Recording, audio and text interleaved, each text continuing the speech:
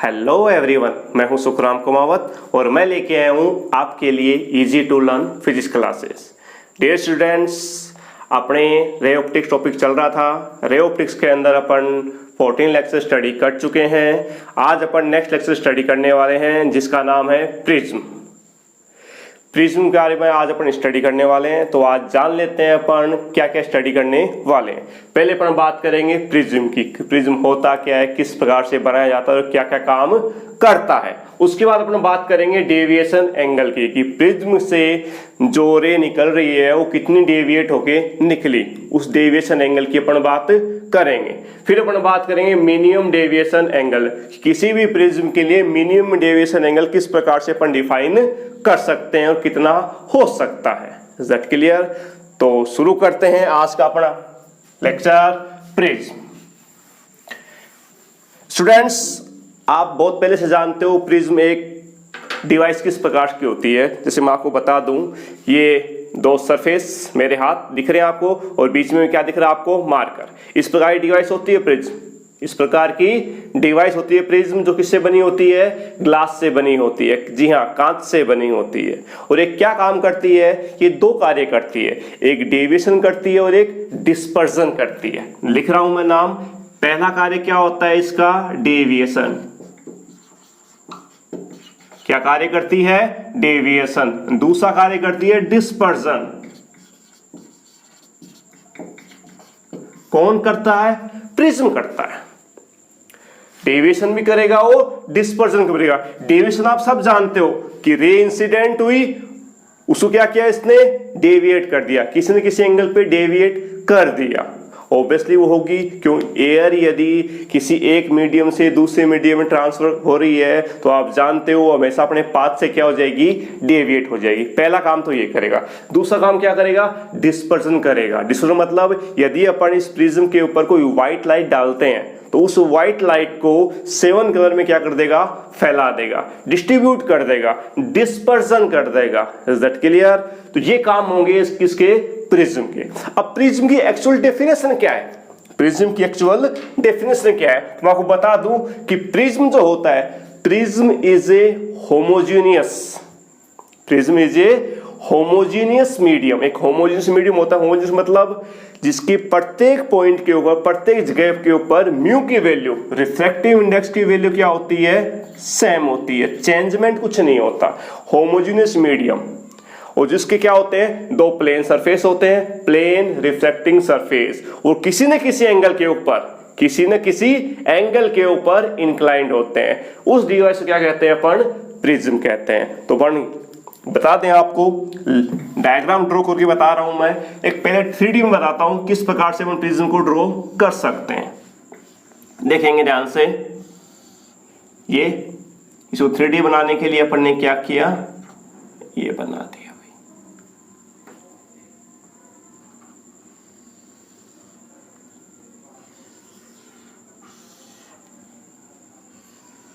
ये अपन क्या बना रहे हैं, इसकी 3D इमेज बनाने की। समझ में आ रहा है? इसको मैं थोड़ा रोटेट कर दूं, यदि इसको थोड़ा क्या कर दिया जाए, 1 मिनट, सीधी हो जा, हो गई। इसको मैंने क्या कर दिया कि अंदर की बात समझ पा रहे हो। ये जो एंगल बनेगा, ये जो एंगल बनता है, इसे क्या कहते हैं अपन, प्रिज्म एंगल कहते हैं। क्या कहते हैं, प्रिज्म एंगल। ये दो सरफेस, ये सरफेस क्या हो गई, इधर से रे आई और इधर से रे चली गई, इधर से रे आई, इधर से रे चली गई। बीच में क्या हुई, वो डेविएट हुई, इधर भी डेविएट हुई, क्योंकि ये क्या मीडियम है, एयर, ये मीडियम क्या है, ग्लास, और ये वापस से क्या आ गई, एयर। तो दो बार क्या होगी, वो डेविएट होगी। अब ये दोनों सरफेस क्या होंगे, रिफ्रैक्टिंग सरफेस होंगे। इसे आप इंसिडेंट सरफेस बोल सकते हो, इसे आप रिफ्रैक्टिंग सरफेस बोल सकते हो, या फिर अपन इधर से इंसिडेंट करवाएं तो ये इंसिडेंट सरफेस और ये आपका रिफ्रैक्टिंग सरफेस। और ये जो होता है नीचे, इसे क्या कहते हैं अपन, बेस कहते हैं, आधार कहते हैं। तो थोड़ा सा अपन थोड़ा और समझे इसको दूसरे डायग्राम के फॉर्म में बता दूं आपको मैं। जैसे मान लो मैंने एक डायग्राम और ड्रॉ कर रहा हूं इस आपके लिए, किस प्रकार से आपको दिखाई देगा। ये लैब के अंदर आप इससे बहुत सारे प्रैक्टिकल करेंगे, आपके प्रैक्टिकल के अंदर भी है ये।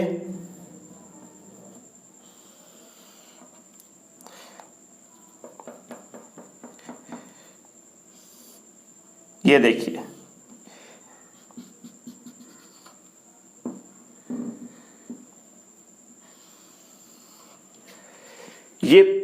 ये अपन 3D में दिखाया अपन ने, ये आप देख पा रहे हो उसको, ये ऊपर वाला एज, ये ऊपर वाला, ये दोनों रिफ्लेक्टिंग सरफेस दिखाई दे रहा है इस प्रकार से। ये एक फेस, ये दूसरा फेस, ये जो एंगल बनेगा ये क्या होगा, प्रिज्म एंगल। ये आपका इंसिडेंट फेस मान लो, ये आपका रिफ्लेक्टिंग फेस ले लें, या इसको इंसिडेंट मान लो, इसको रिफ्लेक्टिंग फेस ले लो आप, और नीचे वाला क्या हो गया आपका, बेस हो गया। अब ये क्या होता है आपका, प्रिज्म होता है। अब जरूरी नहीं है जो काम ये डिवाइस कर रही है वो कोई और नहीं कर सकता। जैसे मैं आपको एक और एग्जांपल दूं, कोई थिक लेंस, मैंने क्या नाम दिया आपके लिए, thick lens, thick lens. Thick lens भी क्या कर सकता है, डिस्पर्जन का कार्य कर सकता है। जो काम प्रिज्म कर रहा है वो काम थिक लेंस भी कर सकता है। तो thick lens as a behave कर सकता है, किस प्रकार से, प्रिज्म की भांति बिहेव कर सकता है। एक डिवाइस और है जो भी प्रिज्म की भांति बिहेव कर सकती है, मैं दिखा रहा हूं आपको, वो कौन सी है। ये मान लिया मैंने ग्लास का क्या बना दिया, एक क्या है, क्यूब है। अब यदि रे इधर से आके इधर जा रही है, इधर से आई और इधर से निकल गई, या फिर इधर से आई और इधर से पास होगी, तो ये किस तरह बिहेव करेगा, as a glass slab behave करेगा। यदि रे इधर से आई और इस फेस से चली गई, यदि रे इस फेस से आई और इस फेस से चली गई, या फिर इससे आई और इससे चली गई, ध्यान से देखेंगे इसको, ये क्या बन गया, एज बन गया। और यहां से ये फेस और ये फेस, इस फेस से आई इस फेस से निकल रही है, तो ये क्या बन रहा है आपका, एज ए प्रिज्म की भांति बिहेव करना शुरू कर देगा। तो ये क्या हो गया, आपकी प्रिज्म डिवाइस होगी। जनरली जो अपन है वो प्रिज्म को इस रूप में अपन काम में ले सकते हैं। बाकी ये दोनों डिवाइस भी प्रिज्म की तरह बिहेव कर सकती हैं। जो आपका थिक लेंस होता है वो भी डिस्पर्जन का कार्य आराम से करता है, डेविएशन ऑलरेडी करता है ही। Is that clear. तो ये था आपका प्रिज्म के बारे में। आगे बात करते हैं प्रिज्म। मैंने आपको बताया प्रिज्म दो कार्य करता है। पहला कार्य कौन सा, डेविएशन करने का। दूसरा कार्य कौन सा, डिस्पर्जन करने का। आगे चलते हैं, थोड़ा सा इसको डिटेल लेते हैं। आगे अपन बात करते हैं डेविएशन एंगल की। किसकी बात करते हैं, डेविएशन एंगल की।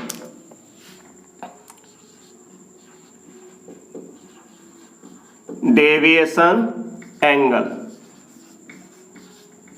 कैसे डिराइव करते हैं, डेविएशन एंगल देखेंगे। पहले मैं आपके लिए एक डायग्राम ड्रॉ कर रहा हूं, ध्यान से देखेंगे इसको। थोड़ा बड़ा कर देता हूं ताकि आसानी से समझ में आ जाएगा।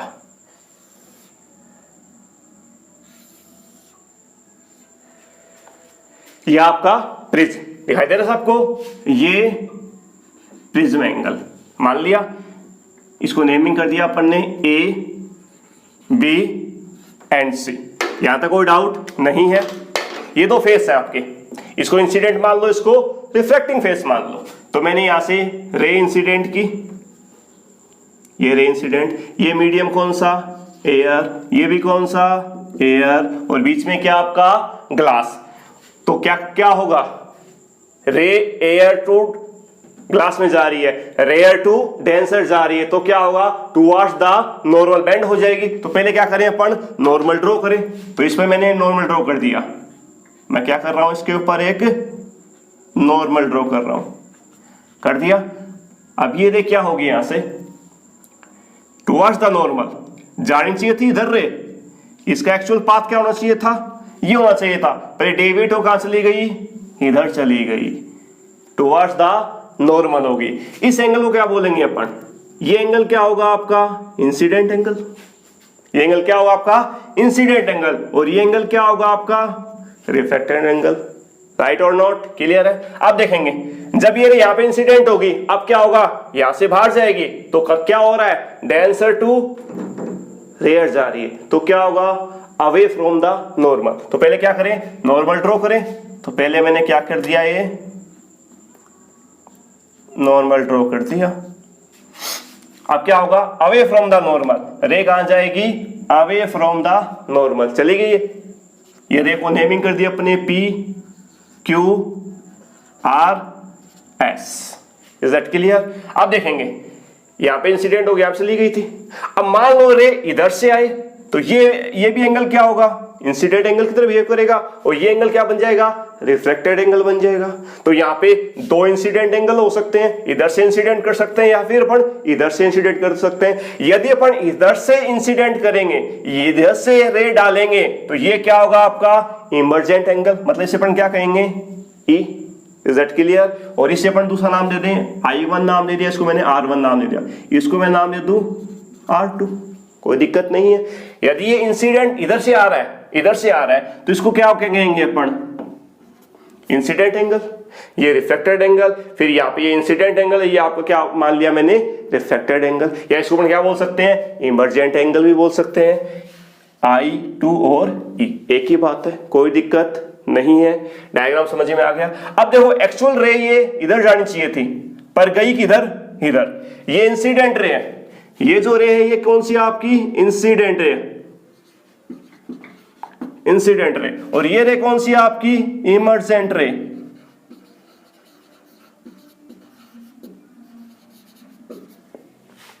इधर जाना चाहिए थी, गई है इधर, तो एक्चुअली कितना डेविएट हुई ये रे, कितना डेविएट, इसको अपन पीछे बढ़ा के देखेंगे, इतना डेविएट हुई। ये जाना इधर चाहिए थी, गई किधर, इधर।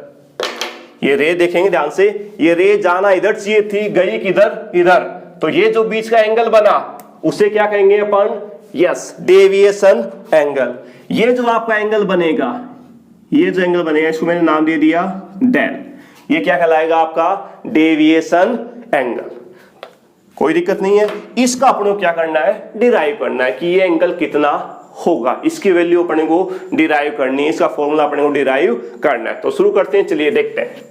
अब देखेंगे आप डायग्राम फिर से देखेंगे, ये इंसिडेंट एंगल है, ये रिफ्लेक्टेड एंगल है। आपने नॉर्मल ड्रॉ किया तो पूरा एंगल कितना बनेगा, ये 90, ये पूरा एंगल ध्यान से देखेंगे 90, ये पूरा एंगल कितना बनेगा, इधर भी 90, राइट और नॉट, कोई दिक्कत नहीं है। अब देखेंगे ये जितना एंगल है उतना एंगल ये होगा क्या, जितना एंगल ये उतना एंगल ये होगा, तो ये बचा हुआ कितना होगा बीच वाला,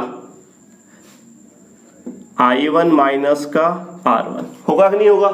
देखिए ध्यान से देखेंगे, ये पूरा एंगल I1 है, तो ये भी कितना होगा, I1 ही होगा, बट अपने को ये चाहिए ओनली, तो ये क्या बच जाएगा, I1 माइनस का R1। सिमिलरली ये एंगल कितना बच जाएगा, ये वाला I2 माइनस का R2, कोई दिक्कत नहीं है। Is that clear? इस पॉइंट को मैंने नाम दे दिया O, इस पॉइंट को मैंने नाम दे दिया O डैश। यहां तक कोई दिक्कत नहीं है। चलिए आगे चलते हैं, अपन इसको सॉल्व करते हैं। तो फ्रॉम ट्राइंगल या फ्रॉम फिगर लिख सकते हो आप। क्या चाहिए अपने को, डेल चाहिए। क्या चाहिए भैया अपने को, डेल चाहिए। डेल एंगल क्या है, देखो ये एक ट्राइंगल बन रहा है, कौन सा ट्राइंगल, QRO डैश। ट्राइंगल लिखें QRO डैश। QRO डैश में दो तो इंटरनल एंगल है और ये क्या है, एक्सटर्नल एंगल। एक्सटर्नल कौन सा, अपोजिट एंगल है। Is that clear? तो आप जानते हो ट्राइंगल की डेफिनेशन से, दो इंटीरियर एंगल का सम एक्सटीरियर एंगल के इक्विवेलेंट होगा। तो यहां से अपन क्या लिख सकते हैं, from figure del is equal to I1 minus का R1 प्लस I2 माइनस का R2। इक्वेशन नंबर फर्स्ट, कोई दिक्कत नहीं है, राइट। थोड़ा सा इसको सिंप्लीफाई कर लेते हैं, I1 प्लस I2, इनमें से माइनस कॉमन ले लेते हैं, क्या बचेगा, R1 प्लस R2 किसके बराबर है, डेल के बराबर। इक्वेशन नंबर क्या दे दिए अपन ने, फर्स्ट दे दी। यहां तक कोई दिक्कत नहीं है, बिल्कुल इजी काम किया है अपन ने अभी तक। आगे क्या करना है, थोड़ा सिंप्लीफाई करना है। I1 I2 ये तो क्या होता है, इंसिडेंट एंगल होते हैं जो अपन डाल रहे हैं, वो अपन आसानी से नाप सकते हैं, मेजरमेंट किया जा सकता है इनको। इंसिडेंट एंगल का अपन मेजरमेंट आसानी से कर सकते हैं, इंसिडेंट एंगल को मेजर कर सकते हो और इमर्जेंट एंगल को भी आप देख सकते हो। बट जो रिफ्लेक्ट हो रहा है, अंदर रिफ्लेक्ट हो रहा है, वहां अपन मेजरमेंट नहीं कर पाएंगे। तो ये क्या है, अननोन वैल्यू है, इसको क्या करेंगे अपन, फाइंड आउट करेंगे फ्रॉम दी फिगर। क्लियर है? तो शुरू करते हैं, देखेंगे अभी मैंने आपको एंगल बताया था, ये एंगल क्या बनेगा 90 एंगल बनेगा, ये भी कितना बनेगा 90 बनेगा। तो देखेंगे मैं ट्राइंगल ले रहा हूं आपके लिए, triangle AQR, triangle AQR, from triangle AQR में एंगल AQO 90 डिग्री है, एंगल ARO भी क्या है 90 डिग्री है। अपने को एंगल चाहिए कौन सा AQR, ये कितना बनेगा AQR, देखेंगे ध्यान से, पूरा 90 है, पूरे में से यदि ये हटा दें, नीचे वाला R हटा दें, तो ऊपर वाला कितना बच जाएगा AQR बच जाएगा। क्या दिख रहा नहीं दिख रहा, तो मैं लिख रहा हूं, देखना angle AQR is equal to क्या बनेगा, मैं लिख देता हूं, थोड़ा डिटेल दे देता हूं आपको, angle AQO minus angle OQR, AQO कितना है 90, OQR कितना है R1, एंगल AQR कितना बन गया 90 माइनस R1। सिमिलरली ARQ,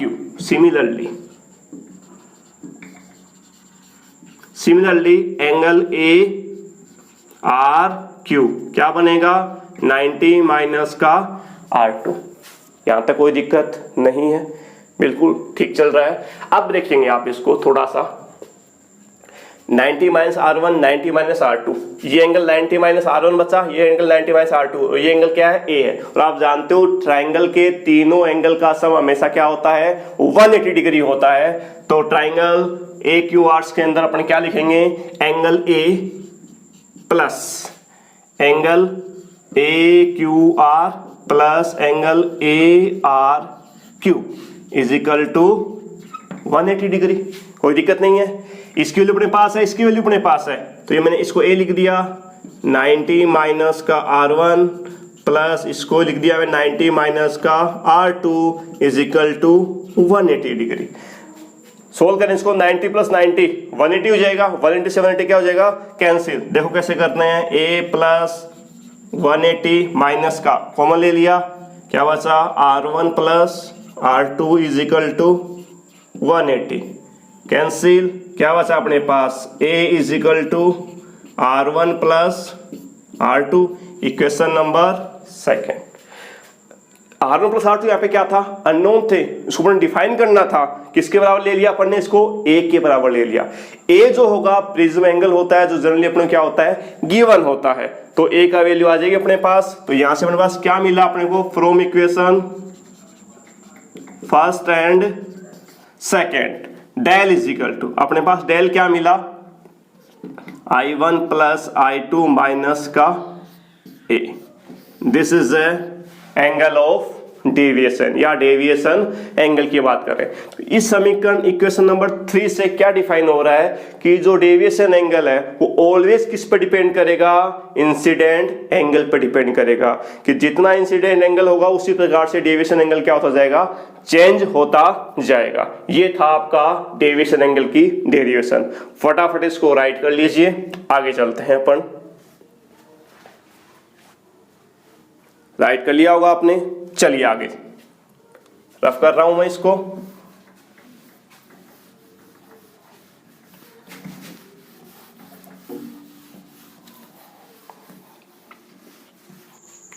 अब अपन बात करते हैं एंगल ऑफ मिनिमम डेविएशन।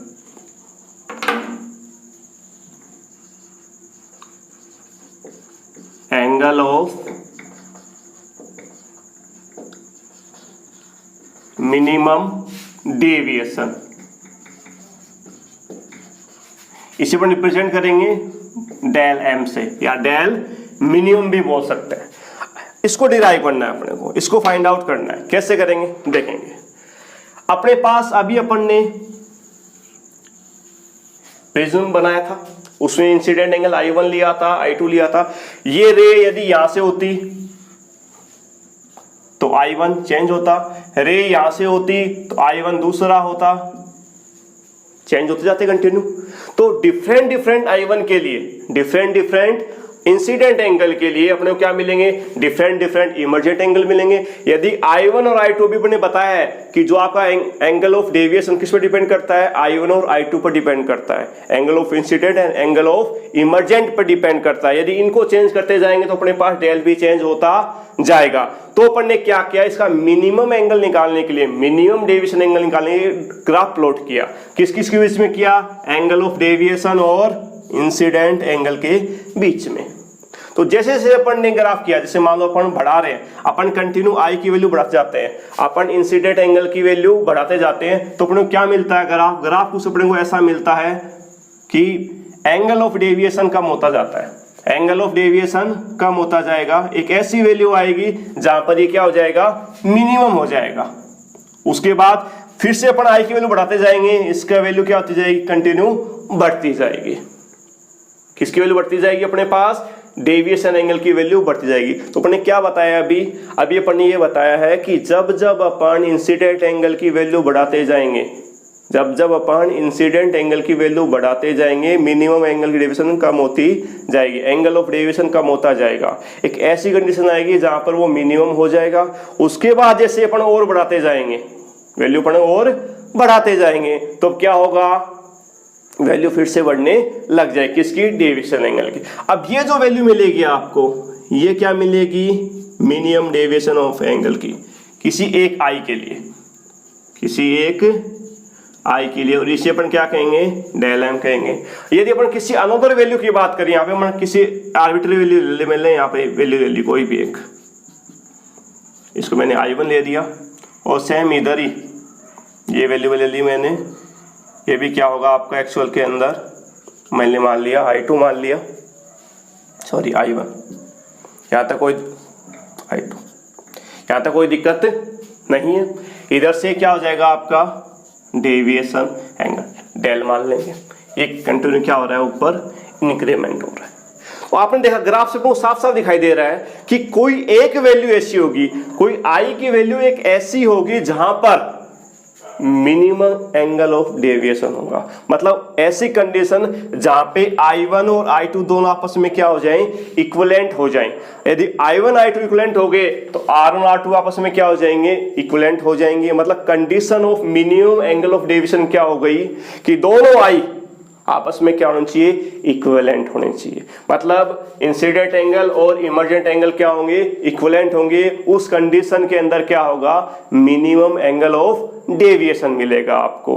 तो कंडीशन क्या हो गई, मिनिमम एंगल ऑफ डेविएशन की I1 is equal to I2, then अपन क्या लिख सकते हैं, R1 is equal to R2। ये क्या होगी, मिनिमम एंगल ऑफ डेविएशन। मतलब एक ऐसा एंगल जहां पर, एक ऐसा इंसिडेंट एंगल जहां पर डेविएशन एंगल क्या हो जाए, मिनिमम हो जाए, कम से कम हो जाए, उसे क्या कह रहे हैं अपन, मिनिमम एंगल ऑफ डेविएशन के। तो मिनिमम एंगल ऑफ डेविएशन के लिए क्या रिक्वायरमेंट है, I1 is equal to I2 and R1 is equal to R2 होगा।